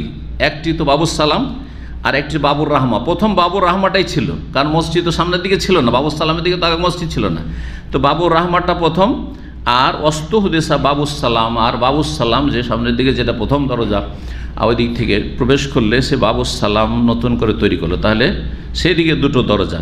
ও বাবানে মিনাল জিহাতিশ শামালিয়া, আর পূর্ব দিকে অর্থাৎ যেদিক থেকে মসজিদ নববীতে ঢুকছেন মুসল্লিরা, যদিও চারিদিক থেকে ঢুকছেন এখন, কিন্তু অর্থাৎ মুসল্লিদের পেছন দিক। তো এই দিক থেকে দুটো দরজা ছিল, এখন অনেক দরজা বেড়ে গিয়েছে।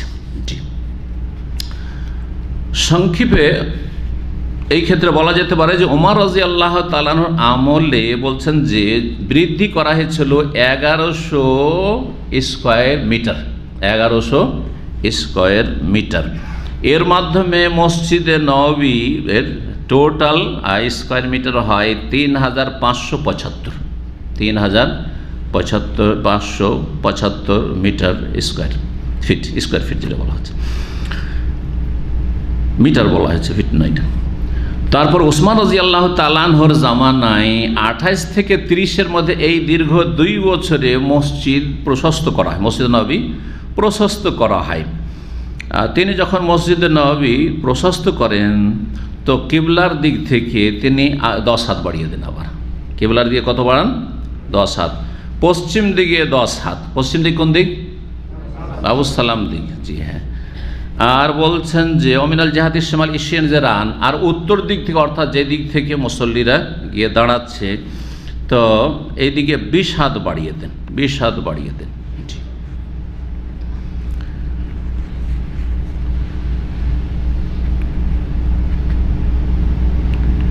তারপরে বাকি থাকে আর একটা দিক, কোনটা দিক সেটা? নবী সাল্লাল্লাহু আলাইহি ওয়াসাল্লামের যে বিবিগণ উম্মাহাতুল মুমিনিন সেই দিকে যে কক্ষগুলি ছিল সেই দিকে, ওই দিকে তিনি ওই অবস্থায় রেখে দেন, কারণ সেই দিকে যেহেতু নবী সাল্লাল্লাহু আলাইহি ওয়াসাল্লামের কবর রয়েছে এবং সেই দিকে উম্মাহাতুল মুমিনিন তখন অধিকাংশ বেঁচে আছেন, তাদের হুজরাগুলি রয়েছে।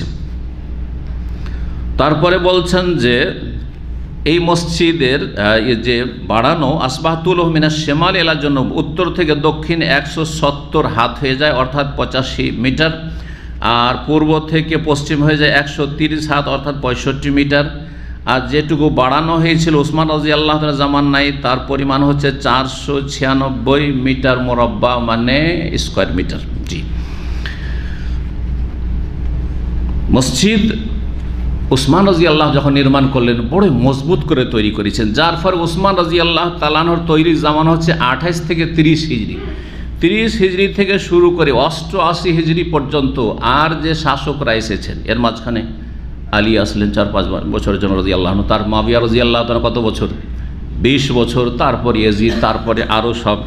কিন্তু আর কোনো রকমের কাজ করা লাগেনি। 88 হিজরিতে বাদশাহ ওয়ালিদের জামানায় তাতে সম্প্রসারণ ঘটানো হয়। জি, যাই হোক, তারপরে আমরা এখন হাদিসের দিকে ফিরে আসি। 64 নম্বর অধ্যায় বলছে বাবুল ইস্তেআনাত বিন নাজ্জার ওয়া সুন্নাহ ফি আওয়াদিল মিম্বার ওয়াল মসজিদ। এই অধ্যায় হচ্ছে সাহায্য নেওয়া মসজিদ অথবা মেম্বার তৈরির ক্ষেত্রে কর্মচারী দ্বারা বা মিস্ত্রি দ্বারা। বলছে বাবুল ইস্তেআনাত বিন নাজ্জার, কাঠ মিস্ত্রি। নাজ্জার বলা হয় কাকে? ছুতার মিস্ত্রি বা কাঠ মিস্ত্রির কাছে সাহায্য নেওয়া। অসন্না কারিগর বা মিস্ত্রির কাছে সাহায্য নেওয়া ফি আওয়াদিল মেম্বার, মেম্বার তৈরি করার জন্য। আওয়াদ উদের বহু বচন, মানে হচ্ছে মেম্বারের কাঠ, অর্থাৎ মেম্বারের আসল হচ্ছে কাঠ দিয়েই তৈরি, যেহেতু নবী সাল্লাল্লাহু আলাইহি ওয়াসাল্লামের জামানা হয়েছে। কিন্তু জরুরি নয় যে কিয়ামত পর্যন্ত কাঠ দিয়ে রাখতে হবে। কোথাও যদি সিমেন্টেড করে সেটা যায়, উদ্দেশ্য হচ্ছে উঁচা জায়গা থেকে খুতবা দেওয়া। এই ক্ষেত্রে একটু বাড়াবাড়ি আমাদের দেশে আছে যে না, যেহেতু নবী সাল্লাল্লাহু আলাইহি ওয়াসাল্লামের মেম্বার ছিল কাঠের, তাই কাঠেরই হইতে হবে। তারপরে নবী সাল্লাল্লাহু আলাইহি ওয়াসাল্লামের মেম্বারে যেহেতু 3 সিঁড়ি ছিল, শুধু 3টেই হইতে হবে, তার বেশি বাড়ানো যাবে না, এমনটা আসলে নয়। এই ক্ষেত্রে খানিকটা আমাদের সমাজে বাড়াবাড়ি রয়েছে। তবে 3টে দিয়ে যদি যথেষ্ট হয়ে যায় 3 সিঁড়িতে, তাহলে ঠিক আছে।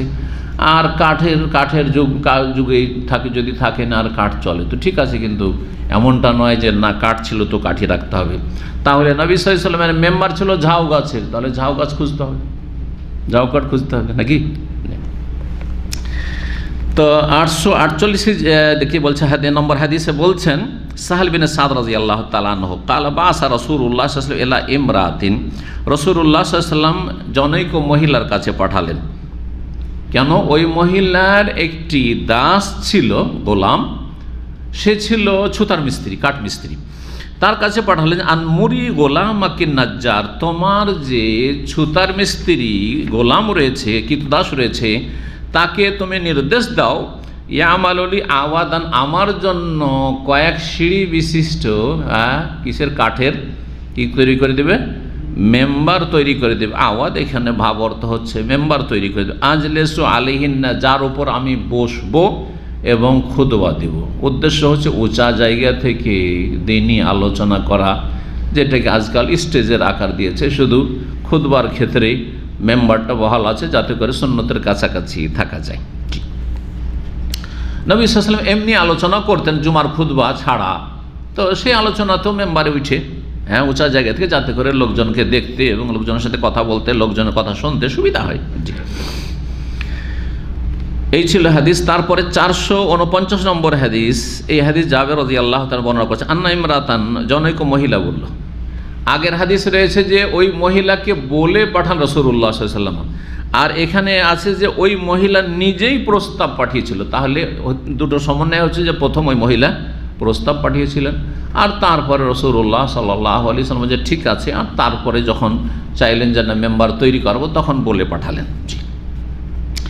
তো জনৈক মহিলা কি করেছিল, কালাত বলেছিল, ইয়া রাসূলুল্লাহ, হে আল্লাহ রসুল, আলা আজআলুকা শাইআন, আপনার জন্য একটা কোনো এরকম মেম্বার উঁচা জায়গা তৈরি করে দেবো কি, তাকুয়াদু আলাইহি, যার উপর আপনি খুতবা দেওয়ার সময় বসবেন, ফাইনালি গোলামান নাজ্জার, কারণ আমার একটি গোলাম কৃতদাস রয়েছে, ছুতার মিস্ত্রি, কাঠ মিস্ত্রি। কালা, তখন নবী সাল্লাল্লাহু আলাইহি ওয়াসাল্লাম বলেন, ইনশিতে, যদি তুমি চাও তো করো, অসুবিধা নেই, চাও তাহলে করো। তাহলে তার আগ পর্যন্ত মেম্বার ছিল না। জি, ফাআমিলাতিল মেম্বার, তখন ওই মহিলা তার এই দাসের মাধ্যমে, মিস্ত্রির মাধ্যমে একটি মেম্বার তৈরি করে দেয়। 65 নম্বর অধ্যায় বলছেন বাবু মান বানা মসজিদান। এই অধ্যায় হচ্ছে ওই ব্যক্তির ফজিলত সম্পর্কে যে ব্যক্তি আল্লাহর মসজিদ তৈরি করবে। 450 নম্বর হাদিস। ওসমান রাদিয়াল্লাহু তাআলা আনহু থেকে শুনেছেন ওবায়দ আল খাওলানি তাবেঈ কি ইয়াকুলু ইনদা কাউলিন নাস ফিহি, যখন জনগণ বেশ কিছু লোক তার সমালোচনা শুরু করে, বিদ্রোহীরা, এখানে নাস মানে এখানে বিদ্রোহী লোকেরা যখন তার সমালোচনা শুরু করলো, তখন তিনি বলেছিলেন হিনা বানা মসজিদা রসুল, যখন তিনি মসজিদে রাসূলুল্লাহ সাল্লাল্লাহু আলাইহি ওয়াসাল্লাম মসজিদে নববী পুনর্নির্মাণ করতে লাগলেন, তখন কিছু লোক সমালোচনা করতে শুরু করলেন। তো নেতাদের সমালোচনা হবে, ভালো কাজ করলেও সমালোচনা হবে, কথা বুঝছেন? সেই যুগে যদি সমালোচনা শুরু করে দেয়, তাহলে আজকে সমালোচনা হইতে পারে না, আরও বেশি হবে, কারণ ত্রুটিও বেড়ে গেছে, ত্রুটি বেড়ে গেছে। তখন ত্রুটি ছিল না, তারপর ত্রুটি, কারণ যারা দেখছিল তাদের নজরে ত্রুটি। কি ওসমান রাদিয়াল্লাহু তাআলা ভাবলেন যে মসজিদটা সুন্দর করে দিই, মসজিদটা মজবুত করে দিই, ভালো করে তৈরি করে দিই, আর মসজিদ নির্মাণে যে ফজিলত আছে, জান্নাতে স্পেশাল ঘর, ওইটা যেন আমি হাসিল করতে পারি, এই উদ্দেশ্যে তিনি মসজিদ তৈরি করতে লাগলেন। কিন্তু লোকেরা তখন বলতে লাগলো, এ কী করলো, নবী সাল্লাল্লাহু মসজিদের কিছু রাখলো না, অস্তিত্ব রাখলো না, সেটাকে তো একবারই শেষ করে ফেললো, এ তো সর্বনাশ করে ফেললো, শুরু করে দিল কিছু, যাদের বিদ্রোহী মনোভাব, সমাজে কিছু থাকবে এরকম।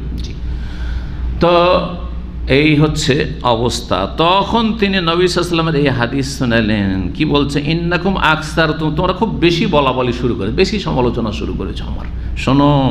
ওয়াইন্নি সামিতুন নবী সাল্লাল্লাহু আলাইহি ওয়াসাল্লাম ইয়াকুল, আমি নবী সাল্লাল্লাহু আলাইহি ওয়াসাল্লামকে বলতে শুনেছি, মামবানা মসজিদান, যেই ব্যক্তি মসজিদ বানিয়ে দেবে, কালা বকার হাসিব আন্নাহু কালা ইয়াবতাগি বি ওয়াজহাল্লাহ, যদি উদ্দেশ্য থাকে আল্লাহর সন্তুষ্টি, তাহলে মসজিদ শুধু বানাইলে হবে না, উদ্দেশ্য থাকতে হবে আল্লাহর সন্তুষ্টি, আল্লাহকে রাজি করার জন্য। এই নয় যে আমার খ্যাতি আমার দখলে থাকতে হবে, আমার আধিপত্য কায়েম থাকতে হবে, ইত্যাদি ইত্যাদি, আমার এই থাকতে হবে, আমার এই শর্ত আছে। আল্লাহ সন্তুষ্টির উদ্দেশ্য, বানাল্লাহু লাহু মিসলাহু ফিল জান্নাত, তার মতোই অনুরূপ আল্লাহ তার জন্য জান্নাতে ঘর প্যালেস তৈরি করবেন। এই ছিল হাদিস। ওসমান রাদিয়াল্লাহু তাআলা মসজিদ নির্মাণ করেছিলেন, বললাম একটু আগে, মনে আছে, 2 বছরে 28 থেকে নিয়ে 30 পর্যন্ত, তো 30 হিজরিতে তিনি সম্পন্ন করেছেন মসজিদ নির্মাণ। 66 নম্বর অধ্যায় বাবুন, এই অধ্যায় হচ্ছে ইয়াখুযু বিনুসুলিন নাবলি ইযা মাররা ফিল মসজিদে, কোনো ব্যক্তি যদি মসজিদে অতিক্রম করে আর তার হাতে অস্ত্র থাকে, কোনো অস্ত্র, এখানে হাদিস আছে তীরের কথা, কিন্তু তীর নয়, চাকু আছে, আর কোন অস্ত্র আছে, ধারালো অস্ত্র আছে, তাহলে কি করতে হবে? অথবা ধরেন আজকালকার যেসব গান ফান আছে সেগুলি আছে, তাহলে সতর্ক রাখতে হবে। অনেক সময় হতে পারে চাপা পড়ে ফায়ারিং হয়ে যেতে পারে, সুতরাং সতর্কতা অবলম্বন করতে হবে। মসজিদ সবচাইতে উত্তম জায়গা, সেই জন্য বলা হয়েছে। কিন্তু মসজিদ ছাড়াও যেখানে জনসমাগম রয়েছে সেখানে অস্ত্র নিয়ে চলাফেরা করলে, অথবা বাচ্চারা আপনার ঘরে বাড়িতেই বাচ্চারা ছোটাছুটি দৌড়াদৌড়ি করছে আর আপনি অসতর্ক, আপনি অস্ত্র নিয়ে আপনি কাজ করছেন, এমনটা করবেন না। এই হাদিস থেকে সব মাসাইল আমাদেরকে ইস্তেমবাদ করতে হবে। কি বলছেন যে এই অধ্যায় হচ্ছে যে কোনো ব্যক্তি যে মসজিদ হয়ে অতিক্রম করে আর তার কাছে অস্ত্র, তরবারি অথবা তীর রয়েছে, তাহলে ইয়াখুযু বিনসুলিন নাবলে, তীরের যে ফলা রয়েছে, তিলের ফলা অর্থাৎ যেখানে ধারালো অংশটুকু লাগানো রয়েছে লোহা, সেটুকুকে হাতে ধরে রাখবে, হাতের মুঠে ধরে রাখেন যাতে কাউকে না লাগে, অথবা কভারের ভিতরে ঢুকিয়ে রাখেন। তার চেয়ে ভালো কভার যদি দেখা যায় কভারের ভিতরে ঢুকিয়ে রাখেন, না তাহলে কমপক্ষে দেন খোলা চাকু, তাহলে চাকুটাকে, অনেকে চাকু এইভাবে নিয়ে চলাফেরা করে, হ্যাঁ এইভাবে নিয়ে চাকু ধরে আছে, কথা বোঝা গেছে? ওইভাবে ধরে রাখবেন না, এইভাবে ধরে রাখবেন যাতে করে কাউকে না লাগে। 451 নম্বর হাদিস, জাবের বিন আব্দুল্লাহ রাদিয়াল্লাহু তাআলা আনহু হতে বর্ণিত, তিনি বলছেন মাররা রাজুলুন ফিল মসজিদি, জনৈক ব্যক্তি মসজিদ হয়ে অতিক্রম করছিল, মাহু সিহামুন, তার হাতে তীর ছিল। ফাকাল আল্লাহু, নবী সাল্লাল্লাহু আলাইহি ওয়াসাল্লাম বলেন, ফাকাল আল্লাহু রাসূলুল্লাহ, রাসূল বললেন, আমসিক বিনে সালিহা, তার ফলাটি তুমি হাতে ধারণ করো যাতে কাউকে লেগে না যায়। 67 নম্বর অধ্যায় বাবুল মরুর ফিল মসজিদ, এই অধ্যায় হচ্ছে মসজিদ হয়ে অতিক্রম করা, ওই রকমই কাছের হাদিস রয়েছে। 452 নম্বর হাদিস বলছেন আবু বুরদা রাদিয়াল্লাহু তাআলা আনহু, জি তার পিতা থেকে বর্ণনা করেছেন, কালা সামিত আবু বুরদা তানাবি আনিন নবী সাল্লাল্লাহু আলাইহি ওয়াসাল্লাম, মান মাররা ফি শাইইন মিন মাসাজিদিনা আও আসওয়াকিনা বিনাবলিন, কোন ব্যক্তি যদি আমাদের মসজিদ হয়ে অথবা আমাদের হাট বাজার দিয়ে অতিক্রম করে, কি নিয়ে? বেনাবলিন, তীর হাতে নিয়ে, ফালিয়াখুজ আলা নিসালিহা, তাহলে তীরের ফলাটা যেন হাতে ধরে রাখে, লা ইয়াকিরু বিকাফফিহি, তার হাত দ্বারা যেন কাউকে আঘাত না করে দেয়, লা ইয়াকিরু বিকাফফিহি মুসলিমান, কোনো মুসলিমকে অর্থাৎ কোনো মানুষকেই নয়, যে মুসলিম আর অমুসলিম পার্থক্য রয়েছে, যেহেতু আসল হচ্ছে যে মুসলিম নবী সাল্লাল্লাহু আলাইহি ওয়াসাল্লামের সমাজে সব মুসলিম বসবাস করছিল, কোনো ব্যক্তিকে যেন অনিচ্ছাকৃত না করে দেয়, কি আঘাত না করে দেয়, আঘাত না লেগে যায়, সেই জন্য সে সতর্কতা অবলম্বন করবে। এখানেই আজকের আলোচনা শেষ করছি। ওয়া সাল্লাল্লাহু সাল্লাম আলা নবিয়িনা মুহাম্মদ ওয়া আলা আলিহি ওয়া সাহবিহি আজমাইন।